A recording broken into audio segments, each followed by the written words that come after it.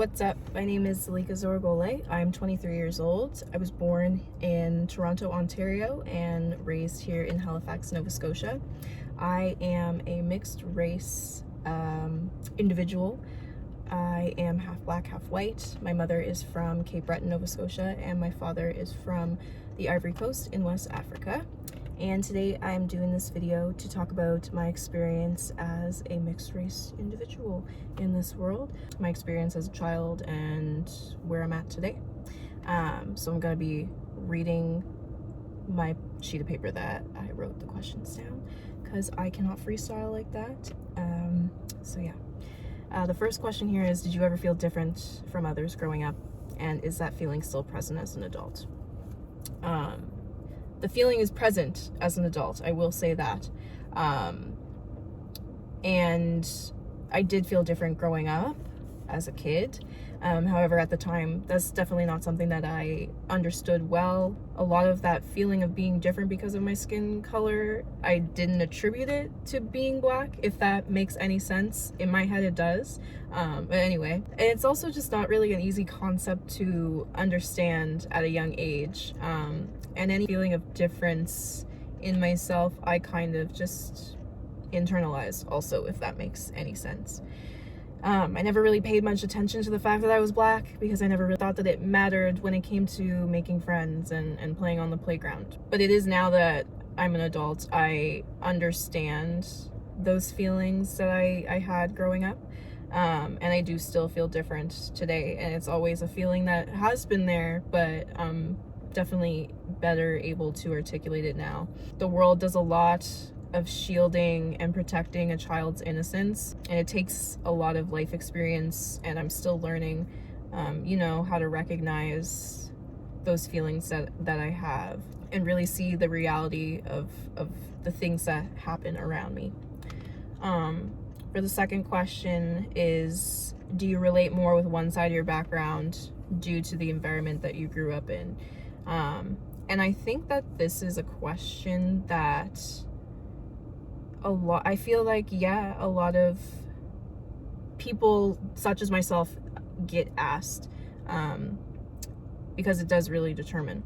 And I would say I don't think that I relate more with one side of my background than the other, but that's mainly because I unfortunately don't feel like I have a sense of belonging with either. This is probably something that maybe people have heard before, or maybe not.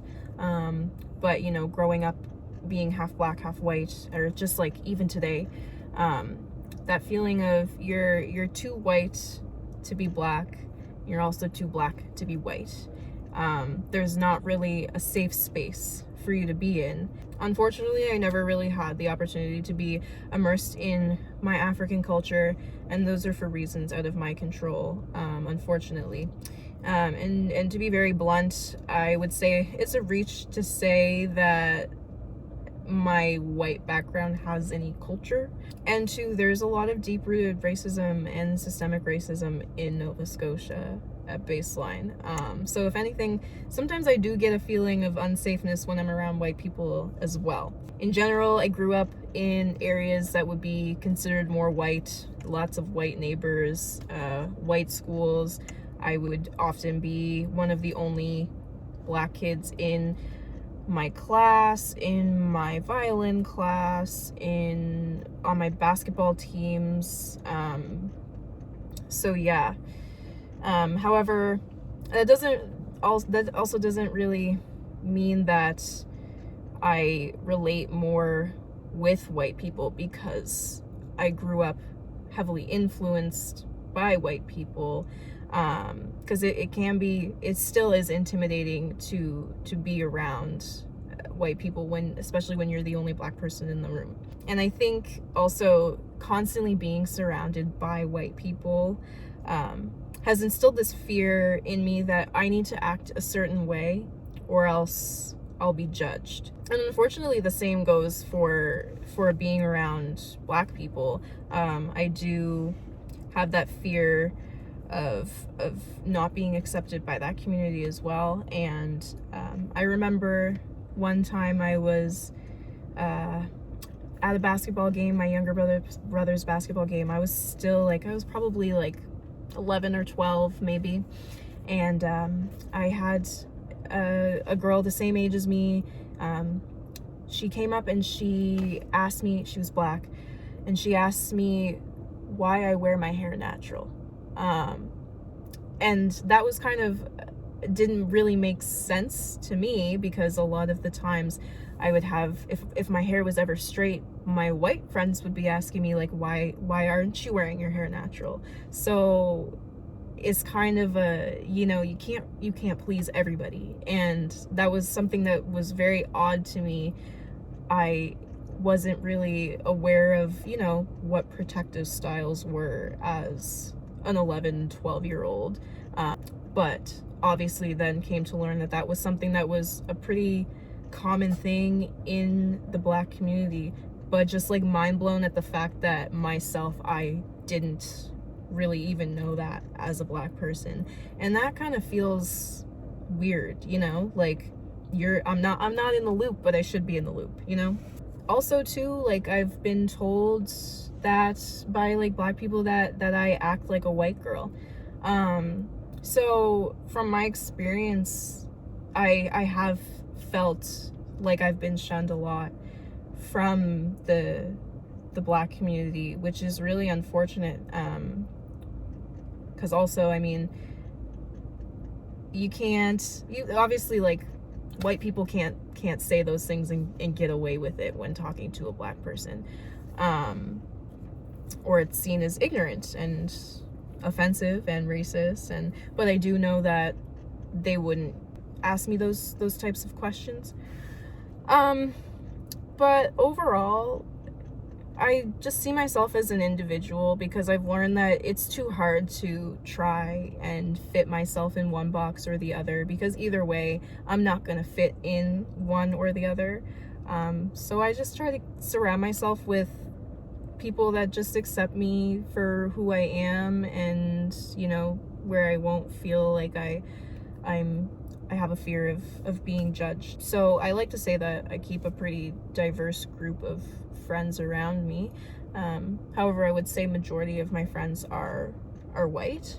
But yeah, that's just what my experience was. And then, what are some difficult questions you grew up asking yourself? I don't know if I don't think that I really asked myself a lot of questions as a child. But when I got to my more teen years and like young adult years, I almost unfortunately didn't like myself. Which sucks to say. Like, yeah, I didn't really ask a lot of questions surrounding blackness, other than, you know, like, why am I this way? Why did my parents decide to do this and put me in a situation that, you know, I don't feel comfortable in one group or the other? And things like, I questioned, you know, like, why does my hair have to be so difficult to manage? Like, why can't I just wake up one day, like, go to bed and wake up and be on my way like all my white friends?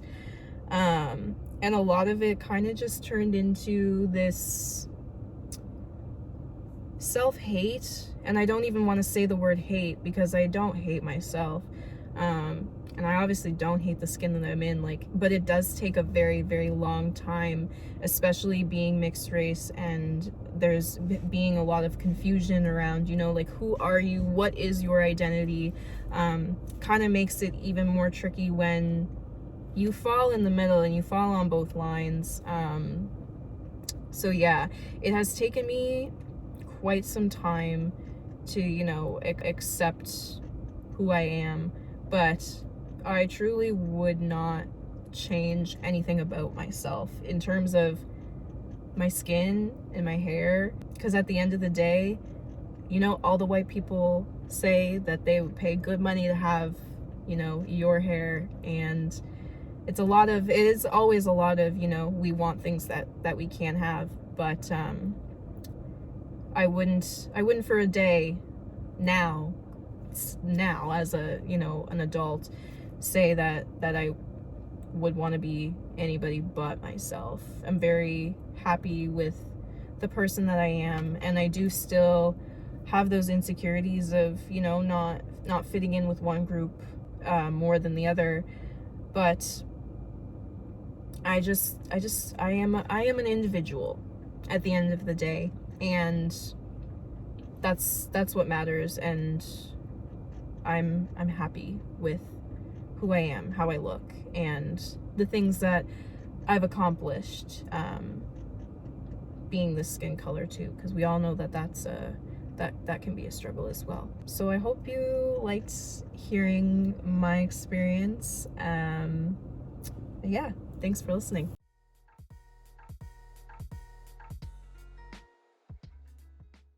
I will say that I feel more comfortable around Black people just because I feel like we endure the same struggles, whereas white people and even my family question, and not even in a negative way, but question the way that experiences happen for a Black community or any colored community in general. Something that I consistently noticed was how people treated me depending on which parent I was with.